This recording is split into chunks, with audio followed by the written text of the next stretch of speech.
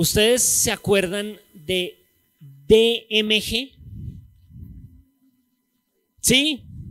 ¿Sí les suena? Si a usted le suena esas 3 letras es porque usted ya tiene unos buenos años en la cédula. Esas letras corresponden a David Murcia Guzmán, el dueño de la pirámide que llevó a la pobreza a muchos colombianos en los años 2000. ¿Qué era la pirámide? El modelo era básicamente el siguiente. Yo tomaba 10 millones de pesos, los llevaba a la organización, esperaba unos meses y después de unos meses esta organización me devolvía 15 millones. Así de sencillo es el negocio. Básicamente la organización está recibiendo dinero de muchísima gente y entonces con ese dinero le está pagando a los primeros que dieron su dinero. Ahora, la lógica nos dice que una empresa así en algún momento tiene que fallar, ¿verdad? No va a tener cómo pagarle a todos. Y eso fue exactamente lo que pasó. Algunos llevaron su dinero a DMG, recibieron algunas ganancias, maravilloso, y entonces creyeron que David Murcia Guzmán era un creador de dinero, que tenía el poder mágico de hacer aparecer la plata. Y entonces, ¿qué hicieron? Vendieron todas sus propiedades, sacaron los ahorros de toda la vida, tomaron préstamos en los bancos y fueron y llevaron todo ese dinero a DMG y, como usted sabe al final de la historia, ese creador de dinero fue arrestado, la organización se quebró y con ella se quebraron todos los que pusieron su confianza en David Murcia Guzmán. Usted debe estar pensando 2 cosas. Primero, ¿qué estafador tan grande? Además, el tipo pues fue acusado de lavado de activos y un montón de cosas. Pero además, usted debe estar pensando, bueno, ¿qué personas tan imprudentes para ir a poner allá su dinero? Sin embargo, yo hoy quiero desafiarlo a pensar en que usted y yo somos exactamente iguales. Nosotros confiamos en el poder de falsos creadores de dinero, falsos creadores de esperanza. Le otorgamos poder y autoridad a cosas que en realidad no lo tienen. Y por eso el título de mi sermón es Cuando confiamos en un falso creador. Hoy vamos a estar hablando de aquellas cosas en las que ponemos nuestra esperanza, que creemos que tienen el poder de Dios, pero que a la final, al igual que DMG, no terminan sino siendo decepcionantes. No terminan sino estafándonos. Hoy vamos a ver eso a la luz de Ezequiel 29 y 30, que nos habla de Egipto, en donde están las pirámides, no las pirámides de Colombia, sino las pirámides, las estructuras arquitectónicas. Bien, entonces vamos a Ezequiel capítulo 29 y 30. Ahora, el texto de hoy es un poco largo, entonces le voy a dar una ayudita para que cuando usted vaya leyendo le ponga atención. Recuerde que la idea de la lectura del texto es que usted le ponga atención. Yo mientras predico no voy a volver a leer todo el texto, no alcanzaríamos. Entonces usted tiene que ponerle mucha atención a la lectura inicial. Los capítulos del 29 al 32 tienen 7 profecías acerca de Egipto. 7 profecías. Y hoy vamos a ver 4. El próximo domingo nuestro pastor Juan David nos enseñará las otras 3. Hoy vamos a ver 4 profecías. Entonces, a medida que las vamos leyendo, yo le voy a decir en dónde comienza cada una, para que usted diga, aquí va la primera, la segunda, la tercera y la cuarta. ¿Le parece? Listo, entonces vamos a Ezequiel capítulo 29. Hoy no les voy a pedir que se pongan de pie porque la lectura es larga, pero le pido que con toda reverencia pongamos nuestros ojos en la palabra de Dios. Dice así, primera profecía. Ezequiel 29. En el año 10, el mes 10, a los 12 días del mes, vino a mí la palabra del Señor. Hijo de hombre, pon tu rostro contra Faraón, rey de Egipto, y profetiza contra él y contra todo Egipto. Habla y di, así dice el Señor Dios. Yo estoy contra ti, Faraón, rey de Egipto, el gran monstruo que yace en medio de sus ríos, que ha dicho, mío es el Nilo, yo mismo me lo hice. Pondré garfios en tus quijadas y haré que los peces de tus ríos se peguen a tus escamas. Te sacaré de en medio de tus ríos, con todos los peces de tus ríos pegados a tus escamas. Y te abandonaré en el desierto, a ti y a todos los peces de tus ríos. Caerás en campo abierto, no serás juntado ni recogido. A las fieras de la tierra y a las aves del cielo te he dado por alimento. Entonces sabrán todos los habitantes de Egipto que yo soy el Señor, porque han sido solo vara de caña para la casa de Israel. Cuando te tomaron en la mano, te quebraste y desgarraste todas sus manos. Cuando se apoyaron en ti, te quebraste e hiciste que se estremecieran todos sus lomos. Por tanto, así dice el Señor Dios, voy a traer contra ti la espada y exterminaré de ti hombres y animales, y la tierra de Egipto se convertirá en desolación y ruina. Entonces sabrán que yo soy el Señor, porque dijiste, el Nilo es mío y yo lo he hecho. Por tanto, estoy contra ti y contra tus ríos, y haré de la tierra de Egipto una ruina completa, una desolación, desde Migdol hasta Sebene y hasta la frontera de Etiopía. No pasará por ella pie de hombre, ni pie de animal pasará por ella, ni será habitada por 40 años. Y haré de la tierra de Egipto una desolación en medio de tierras desoladas, y sus ciudades en medio de ciudades devastadas estarán desoladas por 40 años. Dispersaré a los egipcios entre las naciones y los esparciré por las tierras. Porque así dice el Señor Dios, después de 40 años recogeré a los egipcios entre los pueblos donde estaban dispersos y cambiaré la suerte de Egipto y los haré volver a la tierra de Patros, a la tierra de su origen, y allí serán un reino humilde. Será el más humilde de los reinos y jamás se levantará sobre las naciones. Los empequeñeceré para que no dominen a las naciones y nunca más será la confianza de la casa de Israel. Al recordar la iniquidad de haber vuelto a Egipto, entonces sabrán que yo soy el Señor Dios. Ahí termina la primera profecía. Comienza la segunda, versículo 17. En el año 27, el mes primero, el día primero del mes, vino a mí la palabra del Señor. Hijo de hombre, Nabucodonosor, rey de Babilonia, hizo que su ejército realizara una gran campaña contra Tiro. Toda cabeza ha quedado calva y toda espalda desollada. Pero él y su ejército no recibieron pago de Tiro por la campaña que había realizado contra ella. Por tanto, así dice el Señor Dios, voy a dar la tierra de Egipto a Nabucodonosor, rey de Babilonia. Se llevará sus riquezas, capturará su botín y tomará su despojo, y esto será la paga para su ejército. Le he dado la tierra de Egipto por la obra que realizó contra Tiro, porque trabajaron para mí, declara el Señor Dios. En aquel día haré brotar el poderío de la casa de Israel, y abriré su boca en medio de ellos. Entonces sabrán que yo soy el Señor Dios. Fin de la segunda profecía. La tercera, capítulo 30, versículo 1. De nuevo vino a mí la palabra del Señor. Hijo de hombre, profetiza y di. Así dice el Señor Dios, Giman, ay de aquel día, porque cerca está el día, sí, cerca el día del Señor, día de nubarrones, la hora de las naciones. La espada vendrá sobre Egipto y habrá angustia en Etiopía cuando caigan traspasados en Egipto, se lleven sus riquezas y sean derribados sus cimientos. Etiopía, Put, Lud, toda Arabia, Libia y el pueblo de la tierra en alianza caerán a espada con ellos. Así dice el Señor, ciertamente caerán los que apoyan a Egipto y se vendrá abajo el orgullo de su poder. Desde Migdol hasta Sebene caerán a espada con él, declara el Señor Dios. Estarán desolados, en medio de las tierras desoladas y sus ciudades, en medio de las ciudades estarán devastadas. Y sabrán que yo soy el Señor cuando ponga fuego a Egipto y sean destrozados todos los que le ayudan. Aquel día saldrán de mi presencia mensajeros en naves para aterrorizar a la confiada Etiopía, y vendrá angustia sobre ellos como en el día de Egipto. Ciertamente ese día viene. Así dice el Señor Dios, voy a acabar con la multitud de Egipto por mano de Nabucodonosor, rey de Babilonia. Nabucodonosor y su pueblo con él, la más cruel de las naciones, será traída para destruir la tierra. Sacarán sus espadas contra Egipto y llenarán de traspasados la tierra. Convertiré en sequedad los canales del Nilo y venderé la tierra en manos de malvados. Desolaré la tierra y cuanto hay en ella por manos de extraños. Yo, el Señor, he hablado.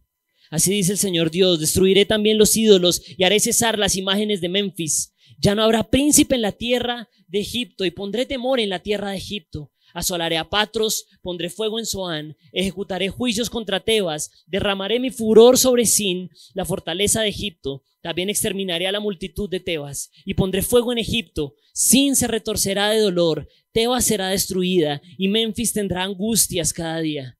Los jóvenes de On y de Pi-Besed caerán a espada, y las mujeres irán al cautiverio. En Tafnes el día se oscurecerá, cuando yo quiebre allí los yugos de Egipto, y cesará en ella la soberbia de su poderío. Una nube la cubrirá, y sus hijas irán al cautiverio.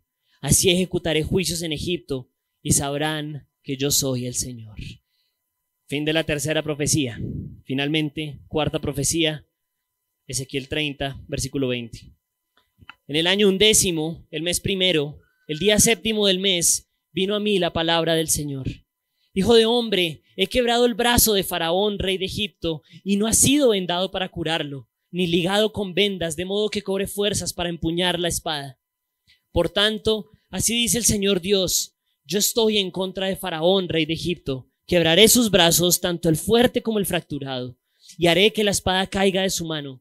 Dispersaré a los egipcios entre las naciones y los esparciré por las tierras. Fortaleceré los brazos del rey de Babilonia y pondré mi espada en su mano y quebraré los brazos de Faraón, que delante de Nabucodonosor gemirá con gemidos de un mal herido. Fortaleceré pues los brazos del rey de Babilonia, pero los brazos de Faraón caerán. Entonces sabrán que yo soy el Señor, cuando ponga mi espada en la mano del rey de Babilonia y él la esgrima contra la tierra de Egipto, cuando yo disperse a los egipcios entre las naciones y los esparza por las tierras, entonces sabrán que yo soy el Señor. Esta, hermanos, es la palabra de Dios.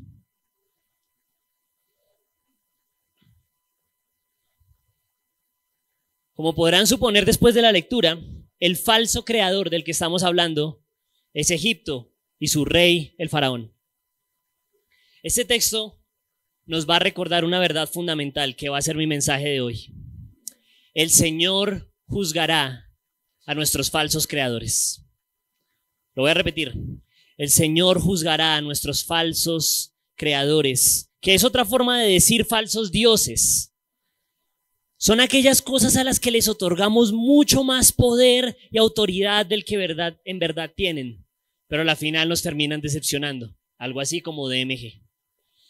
Me voy a tomar más o menos la mitad del tiempo para explicar el mensaje, es decir, me voy a quedar un buen rato solamente en el mensaje y después les voy a mostrar 4 verdades acerca del Señor que están en esas 4 profecías. Pero, como les digo, vamos a tomarnos un buen tiempo para analizar ese mensaje. Ahora, antes de hablar del mensaje, necesitamos hacer un repaso. Estuvimos fuera de la serie de Ezequiel por un mes, gloria a Dios por esa serie acerca de la iglesia. Además tuvimos un predicador invitado, eso nos da 5 domingos, entonces creo que se nos han olvidado algunas cosas clave acerca de Ezequiel y es bueno que las recordemos. Entonces, cuando hablamos del libro de Ezequiel, tiene que venir a nosotros una palabra clave, la palabra lamento. Este es el libro del lamento. ¿Por qué hay lamento? Porque Judá ha cometido idolatría y Dios va a traer juicio contra Judá. Ahora, Ezequiel, el profeta, es la encarnación misma de ese lamento. Él se come un rollo lleno de lamentaciones. ¿Se acuerdan los primeros capítulos? Luego queda mudo. La lengua se le pega al paladar. No puede hablar. Solamente cuando Dios le dé palabra, ahí puede hablar. De resto no puede hablar. Está todo el tiempo mudo. Él se acuesta sobre su costado. Esa es una señal también de luto. Y vemos que el libro comienza con Ezequiel jugando como con muñecos, ¿se acuerda? Él hace una maqueta de Jerusalén y Dios le dice, ponle sitio a la ciudad, es decir, vas a actuar como si tú fueras el enemigo Babilonia que va a llegar a sitiar y asediar Jerusalén. Ahora, la primera sección, y usted ya puede ver en pantalla las 3 grandes secciones del libro de Ezequiel. La primera sección acerca del lamento termina en el capítulo 24. Esa maqueta que vimos al comienzo del libro se hace real en el capítulo 24 cuando Nabucodonosor llega a sitiar Jerusalén. Y toda esta idea del lamento concluye con la muerte de la esposa de Ezequiel. ¿Se acuerda de esa escena tan fuerte? El Señor le dice que ella va a morir, pero que Ezequiel no puede llorar por ella. ¿Por qué no puede llorar por ella? Porque Israel tampoco había llorado por lo que en realidad tenía que llorar. Y era por la gloria de Dios. De hecho, vimos en los capítulos 10 y 11 que el Señor toma alas en su carroza real y se va del templo, y no solo del templo, sino de la ciudad de Jerusalén. Pero mientras se va, a las personas no les importa. Entonces, todos los primeros 24 capítulos son el lamento porque el Señor va a juzgar. Pero, una vez que Nabucodonosor llega a Jerusalén para juzgarla, comienza el plan perfecto de restauración. Vamos a ver que el sitio, el asedio contra Jerusalén termina en el capítulo 33 de Ezequiel, no hemos llegado allá todavía. En el capítulo 33, Jerusalén por fin cae, y cuando cae, el Señor dice, ha llegado el momento de restaurar al pueblo. Y entonces entre los capítulos 33 y 48, vamos a ver las partes más hermosas del libro de Ezequiel. Vamos a ver que a Israel les dado un corazón de carne en lugar de un corazón de piedra. Vamos a ver que los huesos se vuelven vida, los huesos secos. Y vamos a ver que Israel por fin habita en un templo perfecto. Aunque el Señor se había ido del templo terrenal, el Señor va a habitar en el templo final con Israel. Eso es algo hermoso. Pero entonces la pregunta es, ¿qué pasa en los capítulos 25 al 32? Esa parte entre el lamento y la restauración de Israel. Lo que pasa en esa mitad es el juicio contra las naciones, como usted lo puede ver ahí, capítulos 25 al 32. Antes de que Dios restaure a Israel, tiene que encargarse de dos problemas, y usted los puede ver allí en pantalla. Dos problemas tiene que solucionar el Señor. Primero, tiene que destruir a los enemigos de Israel. Y eso es lo que vimos en los capítulos 25 al 28. ¿Se acuerda que estuvimos hablando de varias naciones? Amón, Moab, Edom, Filistia, Tiro y Sidón. En el capítulo 28 vimos que a esos enemigos se les llama zarza punzante. Son vecinos de Israel, pero son como una zarza que se le clava en el costado. Son los enemigos, son los que lo estorban. Están todo el tiempo estorbando a la nación de Dios. Pero hay un segundo problema, y ese segundo problema es del que vamos a hablar el pastor Juan David y yo en estos dos sermones. ¿Cuál es ese problema? Israel no solamente tiene enemigos, Israel también tiene malos amigos. Y ese mal amigo es Egipto. Egipto no era enemigo de Israel. Egipto era un amigo decepcionante. Lo voy a poner de esta manera. Si la nación de Tiro es como el atracador que nos encontramos en la calle y nos roba el celular, Egipto es como David Gurcia Guzmán. Un amigazo. Y lo amamos y él nos ama a nosotros, pero la pregunta es, ¿quién nos hace más daño al final, el atracador o la pirámide? La pirámide, ¿verdad? Egipto es ese amigo decepcionante que anima a Israel a caer en idolatría. Ahora, hemos estado diciendo que Egipto, y ya para entrar al pasaje, Egipto es un falso creador, pero ¿de dónde sale esa expresión creador? Bueno, si usted tiene allí a su Biblia, quiero que ponga los ojos en el versículo 3. Dice así el Señor: yo estoy contra ti, Faraón, rey de Egipto, el gran monstruo que yace en medio de sus ríos, que ha dicho, mío es el Nilo, yo mismo me lo hice. Faraón es como un gran animal marino que está nadando en el Nilo. Y el Señor le dice, tú, Faraón, te voy a juzgar porque tú crees que tú eres el creador del Nilo. Tú crees que tú literalmente creaste tu imperio. Egipto era un gran imperio y Faraón estaba convencido de que su realeza y su poder, todo eso venía de su propia gloria y de su propia fuerza. Y el Señor le dice, te voy a juzgar por eso. Y se lo dice en los versículos 4 y 5. Miren lo que dice allí. Pondré garfios en tus quijadas y haré que los peces de tus ríos se peguen a tus escamas. Te sacaré de en medio de los ríos con todos los peces de tus ríos. Es decir, el Señor va a sacar a este animal marino y lo va a poner en medio de la tierra. ¿Qué le pasa a un pez cuando se pone en medio de la tierra? se ahoga, se muere. Entonces el Señor trae juicio contra este falso creador. El faraón pasó de ser el creador del Nilo a ahogarse fuera del Nilo. Ahora, el problema con Egipto es que no solamente es una nación orgullosa, sino que además está seduciendo a las demás naciones para que confíen en él. Y ese es el gran problema de Egipto. Miren los versículos 6 y 7. Entonces sabrán todos los habitantes de Egipto que yo soy el Señor, porque han sido solo vara de caña para la casa de Israel. Cuando te tomaron en la mano, te quebraste y desgarraste todas sus manos. Y cuando se apoyaron en ti, te quebraste e hiciste que se estremecieran todos sus lomos. Quiero que piense en una persona que está escalando una montaña y en un momento necesita agarrarse de algo y agarra una rama, un árbol. Pero ¿qué pasa con esa rama?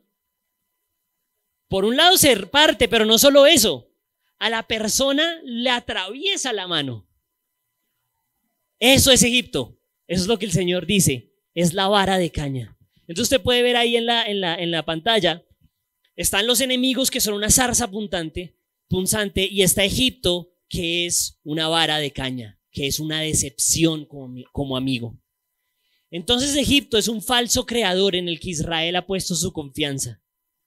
Quiero que nos detengamos por un momento a meditar en la profundidad de eso que acabamos de decir. Egipto es un falso creador para Israel. Es importante, hermanos, que siempre que leamos la Biblia le pongamos atención a los símbolos. Egipto, la nación de Egipto en la Biblia es símbolo de algo. A ver, pregunta. Pues, no grite, pues solo respóndala ahí en el puesto. ¿Cuándo es la primera vez que vemos Egipto? O más bien, ¿cuál es la vez en donde Egipto es más famoso en toda la Biblia? En el Éxodo, perfecto. ¿En dónde estuvo Israel esclavizado? Por 400 años, ¿cierto? En Egipto. Entonces, la señal de Egipto, o sea, el símbolo de Egipto es que es la nación de la idolatría. Cuando Israel sale de Egipto en el Éxodo, ¿qué le dice al Señor en el desierto? Señor, nos queremos devolver a Egipto. Preferimos estar esclavizados. Es como nosotros, que el Señor ya nos liberó del pecado y queremos devolvernos a nuestro pecado. Egipto es la imagen misma de la esclavitud. Ahora, en el tiempo de Ezequiel, y póngale mucha atención a esto, había 3 grandes potencias militares. ¿Usted sabe qué es una potencia militar? Algo así como Estados Unidos. Eso es una potencia militar. En el momento de Ezequiel había 3 grandes potencias: Asiria, Egipto y Babilonia. Esos eran los 3 países grandes. Es como decir hoy Estados Unidos, China y Rusia, algo así. Las demás naciones no tienen tanta influencia. Pero en un evento que se llamó la Batalla de Carquemis, Babilonia se enfrentó a Egipto y a Asiria y las venció a ambas. Y no solo las venció, sino que hizo desaparecer a Asiria por completo del mapa. Entonces, ¿qué? Es interesante. ¿En quién está confiando Israel? Israel está confiando en la nación que lo esclavizó y está confiando en una nación que ya fue derrotada por Babilonia. Pero toda la esperanza de Israel, ¿sabe cuál es? Cuando vengan los babilonios, Egipto me va a defender. Esa es la esperanza de Israel. Al comienzo del culto leímos Jeremías 37. Allá en Jeremías 37 narra una escena muy interesante, y es que Nabucodonosor llega a sitiar Jerusalén, pero Egipto trae sus ejércitos, y cuando trae sus ejércitos, los babilonios tienen que escapar. Y uno dirá, bueno, entonces Egipto sí sirve. Egipto sí va a defender a Israel. Pero ahí mismo en la lectura vimos que el Señor le dice, mira, Nabucodonosor va a volver y no solamente va a destruir Jerusalén, también va a destruir Egipto. Todo eso que acabamos de meditar y todo eso que acabamos de narrar se resume en lo siguiente. No solamente el faraón se creía el creador del Nilo, sino que también Israel creía que Faraón era un Dios creador. Y ahí está el problema de este texto. Israel cree que Faraón es un Dios que lo puede ayudar. Es como las personas que invirtieron en DMG. Creían que David Murcia Guzmán era un Dios que podía crear plata. Yo quiero preguntarles, hermanos, con toda sinceridad, ¿cuál es nuestro Egipto? Y hoy llévese esa pregunta usted para la casa. ¿Cuál es mi Egipto?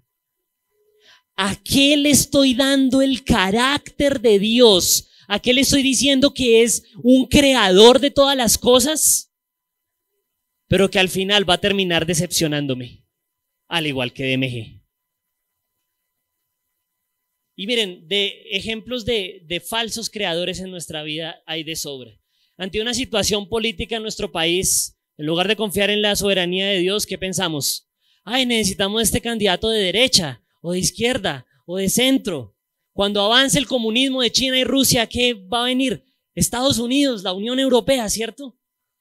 Ante la crisis financiera, ¿en qué confiamos? Ah, bueno, yo tengo mis propiedades, tengo una propiedad allí, otra allí, tengo los bancos que me prestan, tengo mi carrera.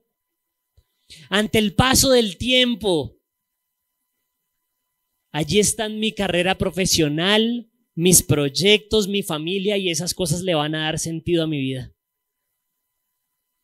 Ante el avance del progresismo, ahí está Ben Shapiro y los otros apologistas que se enfrentan a la ideología de género. Ante el juicio de Dios, ahí están todos los años que yo he venido a la iglesia y todas las cosas buenas que yo he hecho en mi familia. Hermanos, ¿cuál es ese Egipto en el que estamos confiando? ¿En dónde está puesta nuestra confianza? Israel creía de verdad que Egipto iba a venir a ayudarlo cuando vinieran los babilonios, pero cuando vinieron los babilonios aplastaron a Egipto por completo. Lo más grave o más bien el Egipto más grave en el que podemos confiar es nuestra propia justicia. Confiar que por nuestras acciones vamos a ser salvos. Bien, ese era el mensaje. El Señor va a juzgar a nuestros falsos creadores. Yo sé que nos extendimos, pero era necesario que pudiéramos ir a fondo con esta idea de Egipto.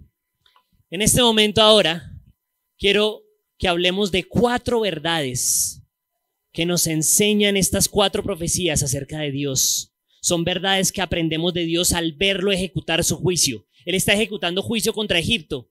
Y entonces vamos a aprender 4 verdades acerca de Dios. Primera verdad en la primera profecía. Recuerde que la primera profecía son versículos 1 al 16. El Señor ama su gloria. Algo clave en esta primera profecía es que el Señor tiene toda la intención de que el orgullo de Egipto sea humillado. ¿De dónde sacamos eso? Vea, la palabra humillado se repite varias veces en esta profecía. Por ejemplo, vea el versículo 10. Dice: haré de la tierra de Egipto una ruina completa, una desolación desde Migdol hasta Sebene y hasta la frontera de Etiopía. Eso de Migdol hasta Sebene es como si yo dijera en Colombia desde el Amazonas hasta la Guajira. ¿Sí entiende eso? Es todo Colombia. Entonces Faraón, el Señor está diciendo que Faraón va a ser destruido en toda la tierra. Ahora quiero que se fije en el versículo 15. Dice que Egipto será el más humilde de los reinos. O sea, ese gran faraón, ese gran Nilo, ese gran monstruo marino va a ser humillado y va a llegar hasta el piso. Y entonces, ¿cuál va a ser el efecto? Versículo 16. Y nunca más será la confianza de la casa de Israel al recordar de la iniquidad de haber vuelto a Egipto. El Señor quiere humillar a Egipto. El Señor quiere mostrar que Egipto es débil. ¿Y sabe por qué? Por esa última frase del versículo 16, donde termina la primera profecía. Entonces sabrán que yo soy el Señor Dios. Hermanos, Nuestro Dios es un Dios apasionado por su gloria. El Señor ama su gloria. ¿Eso qué significa? Eso significa que Él es perfectamente sabio y perfectamente justo, y en su sabiduría y en su justicia Él le va a dar la gloria que se merece a aquello que merece más gloria. ¿Y qué es lo que merece más gloria en este mundo? Él mismo. Entonces Él se va a encargar de darse la gloria a sí mismo. Y todo el que se meta en su camino, Él lo va a quitar, porque Él está convencido de que Él merece gloria. Hay un libro muy interesante, se lo recomiendo, es de un puritano que se llamó Jonathan Edwards. Usted quizá lo ha escuchado. Y el libro es El fin por el cual Dios creó el mundo. Y claramente el fin por el cual Dios creó el mundo es su propia gloria. Y mire lo que él dice acerca de esto que estamos diciendo. La felicidad de Dios, vale mucha atención, consiste en disfrutar y regocijarse en sí mismo. De la misma manera ocurre con la felicidad de las criaturas. Es una participación en lo que está en Dios, y Dios y su gloria son el fundamento objetivo de ella. La felicidad de la criatura consiste en regocijarse en Dios, por lo cual también Dios es magnificado y exaltado. Dios es feliz en darse la gloria a sí mismo, y las criaturas somos felices en darle la gloria a Dios. Toda la satisfacción del universo está en que Dios sea glorificado. Hermanos, Él va a hacer lo necesario para quitar a los falsos creadores que busquen robarle su gloria. Egipto quería robarle la gloria a Dios, quería hacerse el creador de todas las cosas, quería ser un falso Dios y una falsa esperanza para todos los demás. Sin embargo, Dios, a los orgullosos que se creen así, los va a quitar del medio, porque Él ama su gloria más que cualquier cosa. Y yo por eso hoy quiero exhortarlos, hermanos. Si Dios ama su propia gloria, entonces démosle gloria a Él. Y démosle gloria por medio de que Él sea nuestra esperanza. Lastimosamente nosotros ponemos la esperanza en muchas cosas, como lo acabamos de decir, pero Él es exaltado cuando nuestro corazón solamente confía en Él. Entonces, cuando nuestra salud decaiga, Él es nuestra santidad, Él es nuestra sanidad, perdón, y entonces le alabamos. Si cuando somos pobres o no tenemos la casa que queremos, pero Él es nuestra riqueza y Él es nuestra habitación, entonces Él es exaltado. Cuando nuestro trabajo no es el ideal, pero estamos en el llamado de avanzar el reino de Dios, entonces Él es exaltado. Cuando no somos ni muy fuertes, ni muy sabios, ni muy reconocidos, pero Él es nuestra identidad y nuestra gloria, Él es exaltado. Hermanos, exaltemos al Señor encontrando nuestra esperanza en Él. Esa es la primera verdad. El Señor ama su gloria. Vamos a la segunda. El Señor premia a quien hace su voluntad. Y esto lo vamos a ver en la segunda profecía, versículos 17 al 21.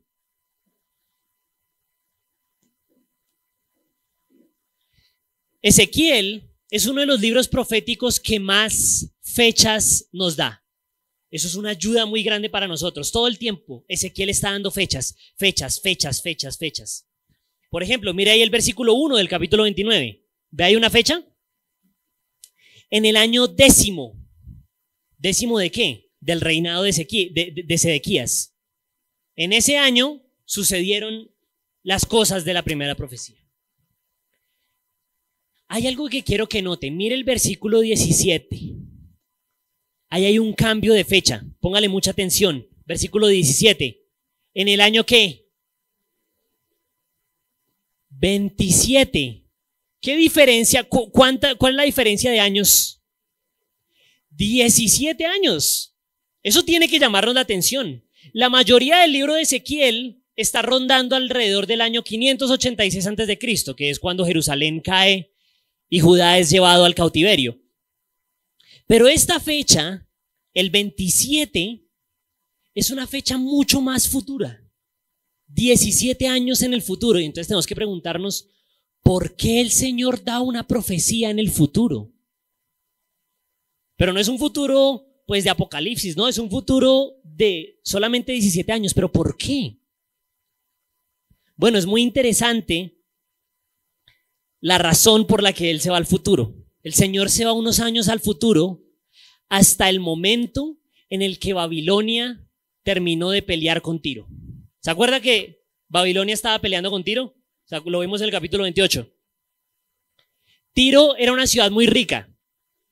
¿Se acuerda de toda la pomposidad de Tiro y que era un príncipe exaltado y todo eso? Bueno, Tiro era tan rico que la batalla con Babilonia fue muy brutal. Y al final de toda esa riqueza de Tiro no quedó nada. Y entonces el Señor le dice a Ezequiel, como Babilonia no tuvo ningún botín de guerra, no tuvo ningún premio, porque todo quedó vuelto pedazos, voy a tomar a Egipto y Egipto va a ser el premio para Babilonia. Mira el versículo 20. Dice, le he dado la tierra de Egipto a Babilonia por la obra que realizó contra Tiro, porque trabajaron para mí. Es decir, Babilonia pelea con Tiro, Tiro queda completamente destruida, no hay botín de guerra, entonces el Señor decide tomar a Egipto y dárselo de premio a Babilonia. Eso es muy interesante, son detallitos, hermanos, pero la conclusión de ese pasaje, ¿cuál es?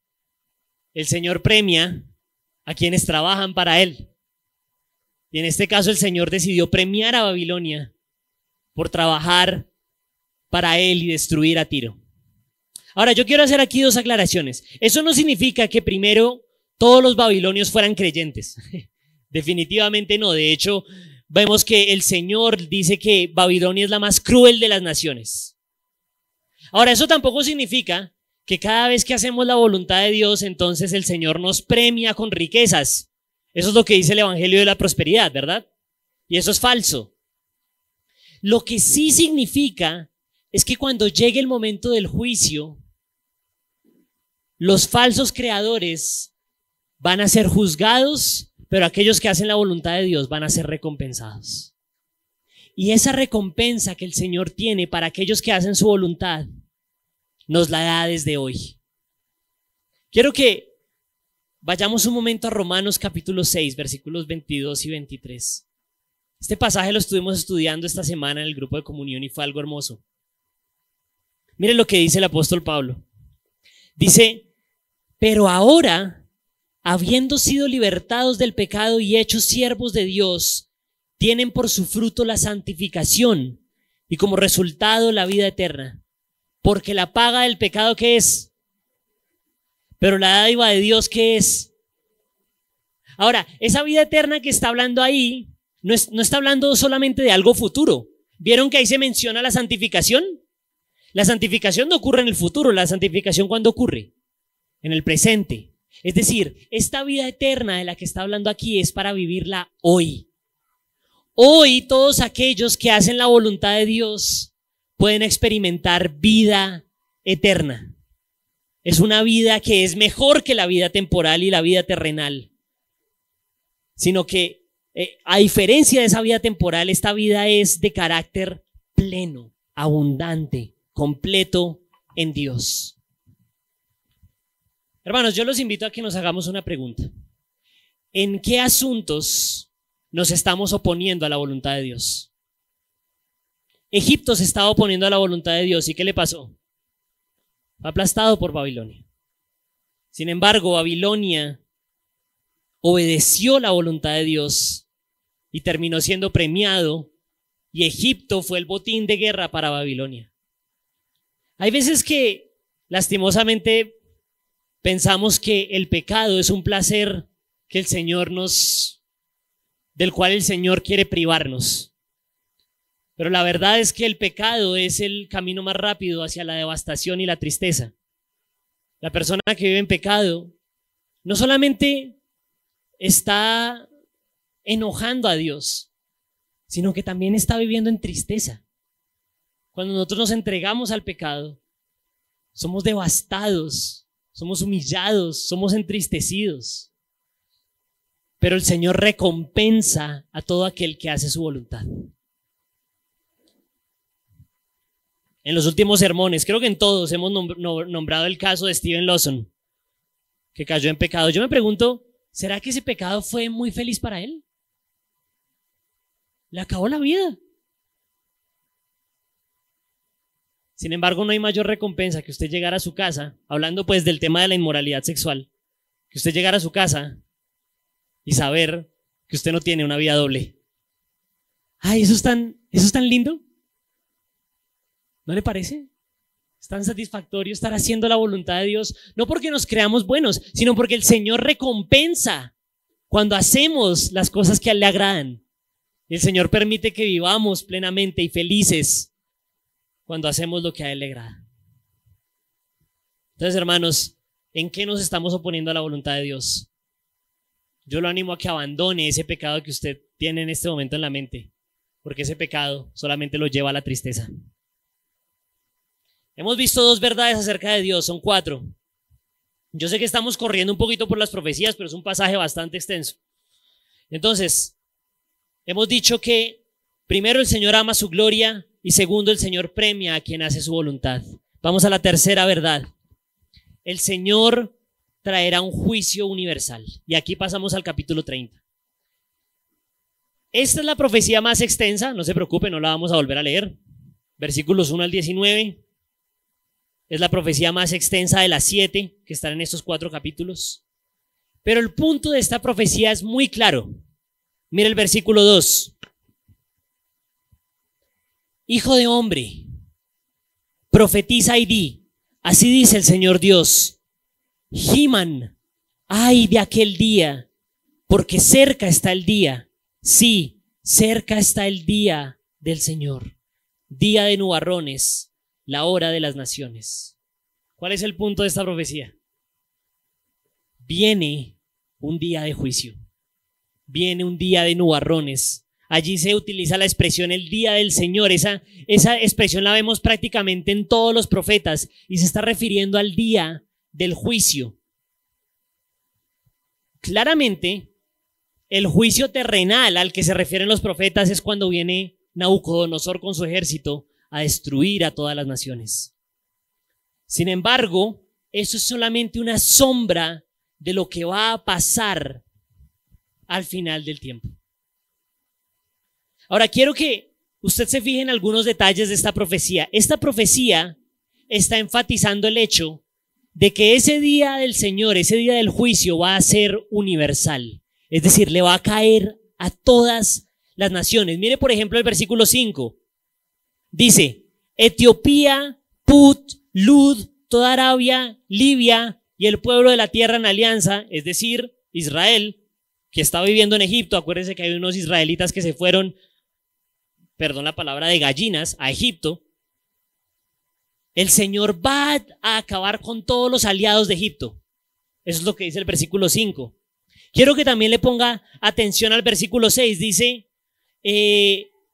así dice el Señor, ciertamente caerán los que apoyan a Egipto y se vendrá abajo el orgullo de su poder. Nuevamente mire la expresión, desde Migdol hasta Sebene, desde la Guajira hasta el Amazonas, en toda la tierra. Y mire también el versículo 13. Está nombrando ciudades. Así dice el Señor Dios, destruiré también los ídolos y haré cesar las imágenes de Menfis y no habrá príncipe en la tierra de Egipto. Y pondré temor en la tierra de Egipto, asolaré a Patros, luego pondré fuego en Zoán y ejecutaré juicios contra Tebas, derramaré mi furor sobre Sin, etcétera, etcétera, etcétera, etcétera. O sea, la profecía está nombrando muchas ciudades de Egipto. ¿Cuál es el punto del profeta aquí? El juicio va a llegar a todos los aliados, va a llegar a toda la tierra, va a llegar a todas las ciudades y el Señor va a recorrer cada milímetro de la tierra en busca de los ídolos de Egipto para destruirlos. Esto es una sombra del juicio final que también viene sobre nosotros, mis queridos amigos y hermanos. Miren lo que dice Apocalipsis 6. Esto es terrible. Los reyes de la tierra, estos 6:15 al 17, los reyes de la tierra y los grandes, los comandantes, los ricos, los poderosos y todo siervo y todo libre, se escondieron en las cuevas y entre las peñas de los montes y decían a los montes y a las peñas, caigan sobre nosotros y escóndanos de la presencia de aquel que está sentado en el trono y de la ira del Cordero, porque ha llegado el gran día de la ira de ellos, ¿y quién podrá sostenerse? Hermanos, yo quiero hacerle una pregunta, tanto a los que son mis hermanos como a los que no.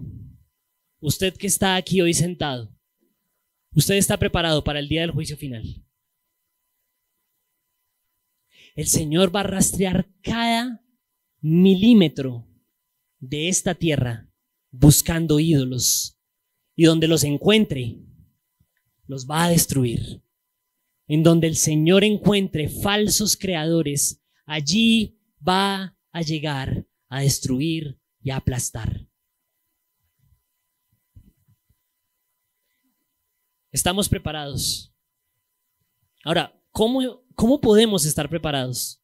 Miren, todos acá hemos creído en falsos creadores. Todos aquí somos unos idólatras desde nuestro nacimiento. Pero tenemos una esperanza, que Cristo Jesús vino al mundo a morir y fue llevado a la cruz para que Él fuera tratado como un idólatra que cree en falsos egiptos y yo fuera tratado como un adorador del Creador verdadero. Cristo vino a la cruz para pagar por mis pecados, y todo aquel que cree que Cristo Jesús nos salva de los pecados puede llegar a tener la vida eterna. Ojo, no los que se creen buenos cristianos, no los que van a la iglesia solo por ir a la iglesia. Se salvarán de ese terrible juicio final aquellos que pongan su confianza en Jesucristo. Por eso yo quiero hacerle un llamado a usted hoy. Arrepiéntase de sus pecados. Crea en Jesucristo. Hoy es el día de salvación. Ya sea que usted apenas haya llegado a esta iglesia a ver esto por primera vez, o usted lleve 20 años creyéndose cristiano cuando usted sabe muy en el fondo que usted no es creyente. Hoy es el día para arrepentirse y prepararse para el juicio final. Si el juicio final fuera esta noche, ¿usted está preparado? Ahora, los creyentes a los que le estoy hablando, usted dirá, bueno, ahí está David predicando el evangelio a los demás. No, ore para que haya salvación de almas. Que el Señor tenga misericordia de todos nosotros en la vista del juicio final. Vamos a la cuarta verdad y con esta terminamos. La cuarta verdad está en la última profecía, versículos 20 al 26. Y esa verdad es que el Señor es dueño de toda la fuerza. Acuérdense que en las profecías, en los libros proféticos, hay imágenes. Estos libros son ricos en imágenes. Aquí hay una imagen clave y es la imagen del brazo. ¿El brazo es símbolo de qué? De fuerza. Este brazo de aquí no sirve para esa imagen, muy débil, pero alguien grande, fuerte, muestra que un brazo grande le pertenece a un hombre fuerte. ¿Qué hace el Señor con los brazos del faraón? ¿Se fijó en la lectura? Los quiebra. Mira el versículo 21 y 22. Hijo de hombre, he quebrado el brazo del faraón, rey de Egipto, y no ha sido vendado para curarlo, ni ligado con vendas, de modo que cobre fuerzas para empuñar la espada. Por tanto, así dice el Señor Dios, yo estoy en contra de Faraón, rey de Egipto, quebraré sus brazos, tanto el fuerte como el fracturado, y haré que la espada caiga de su mano. Ahora, el Señor quiebra los brazos de Faraón, pero ¿qué hace con los brazos de Nabucodonosor, el rey de Babilonia? Los fortalece. Miren el versículo 24. Fortaleceré los brazos del rey de Babilonia y pondré mi espada en su mano y quebraré los brazos de Faraón, que delante de Nabucodonosor gemirá con gemidos de un malherido. Hermanos, el Señor determina quién gana las batallas. Solo a Él le pertenecen la fuerza y el poder del universo. Y no importa qué tan grandes sean los imperios, si el Señor decide romper el brazo del uno y fortalecer el brazo del otro, Él lo puede hacer porque es soberano, ¿verdad? Ahora usted dirá, bueno, ¿Esto qué tiene que ver conmigo?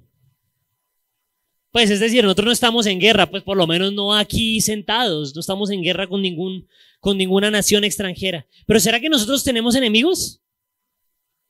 Oh, tenemos los peores enemigos de todos.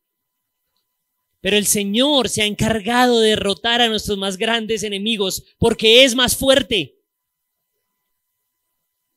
Israel, ¿saben qué es lo irónico de la historia de Israel?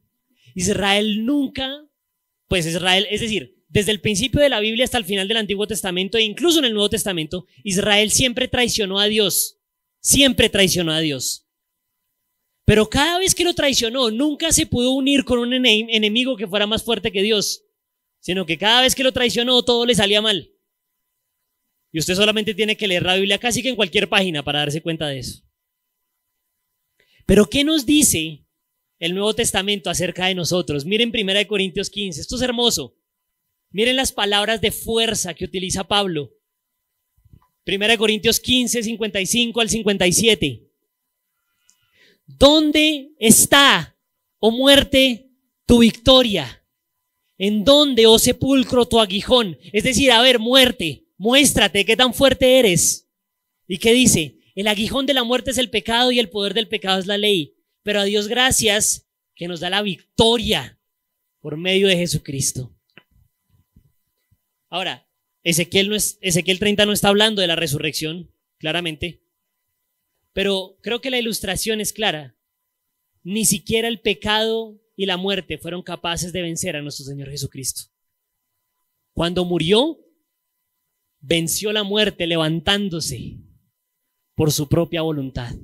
Cuando el pecado nos juzgaba a todos, Él en la cruz venció al pecado, dándole salvación a los hombres. Así que, hermanos, yo quiero animarlos a dos cosas. Primero, si usted hoy está luchando, si usted es un cristiano que está luchando por hacer la voluntad de Dios, sepa esto: el Señor es más fuerte y el Señor lo puede fortalecer a usted y puede debilitar al enemigo. Claramente la idea no es que el enemigo sea, no sé, su vecino o el jefe en el trabajo. No es enemigo, es el enemigo del pecado, el enemigo de la incredulidad, de la ansiedad, de la tristeza. El Señor es más fuerte. Sin embargo, si usted está poniendo su esperanza en falsos creadores como Egipto, el Señor va a terminar por romperle los brazos a esos falsos creadores y usted va a quedar sin su esperanza. Entonces asegúrese de que su confianza está en el Señor y no en los malos amigos como Egipto. Entonces, concluimos nuestro mensaje. El Señor que juzgará a nuestros falsos creadores. Vimos 4 verdades. Primero, el Señor ama su gloria y por lo tanto no vale la pena adorar a falsos creadores y ponernos en contra del creador del universo. Segundo, el Señor premia a quien hace su voluntad. No vale la pena alejarnos de su recompensa, ¿verdad? Tercero, el Señor traerá un juicio universal. Por lo tanto, no vale la pena poner nuestra confianza en falsos creadores que nos fallen en el día del juicio. Y cuarto, el Señor es dueño de toda la fuerza. Por lo tanto, no vale la pena ponernos del lado de creadores débiles. David Murcia Guzmán fue arrestado en el 2010.